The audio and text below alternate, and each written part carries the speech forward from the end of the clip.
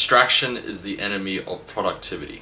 Now that I'm recently graduated, I am learning the importance it is to be focused. Because focus is a commodity.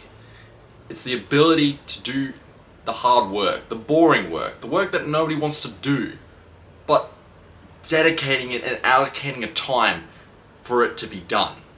And when I talk of distractions, it's been more of a modern problem than anything else, particularly with the rise of social media. We're very social creatures. It's been hardwired in our biology.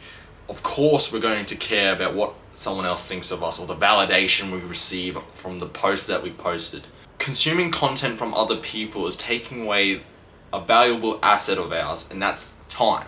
Time away from our work, time away from the meaningful things in life, and we're spending it on people that don't even know us or care about us. I was discussing this with a friend the other day while at the gym, because he invited me to do a podcast with him. He's thinking of it still as an idea. Hopefully it comes into fruition, because I prefer talking with another person than rather talking by myself to a camera, because there's response and there's there's banter, all that you can play off of each other, like your ideas.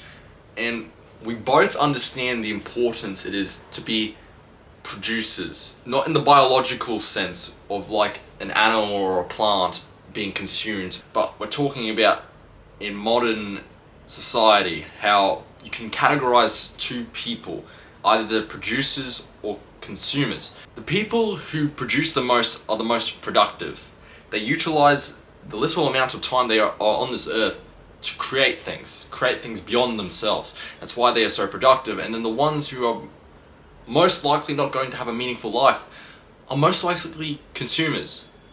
Why is that? I actually discussed the relationship between meaning and work in one of my articles, which will soon be released, so if you want to check it out, link in the description.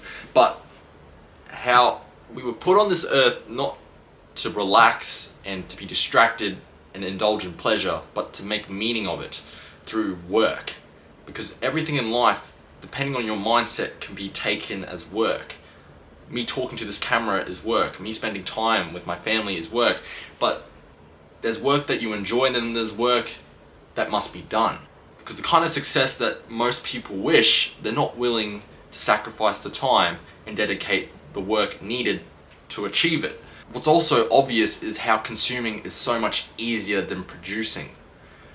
Like, it's easier to just keep on scrolling on TikTok, on Instagram, on Twitter.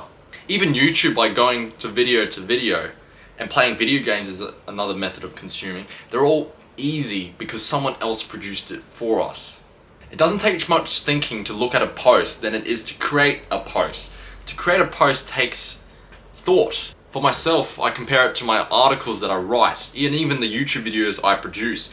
It might take me hours to edit and produce, but it might take you minutes to consume.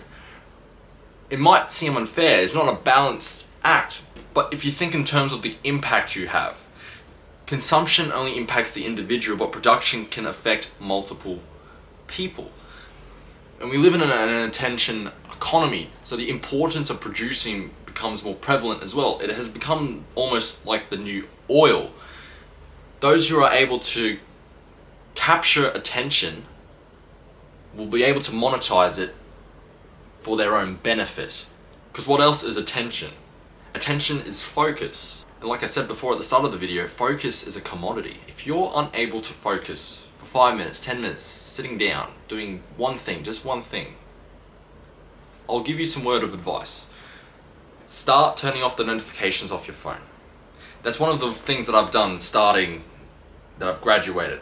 I only have notifications for my text messages and my phone calls. Why? Now, imagine you actually sit yourself down to do some work. You hear a bling, bling, bling, notification, notification. Your phone's on your desk. It's already a distraction. It's in your peripherals. So you just see it. So it's in your reality at that point. And you want to check. The mind wants to check. These social media companies understand the importance of that notification sound. The sound gives you dopamine as you hear it. Why?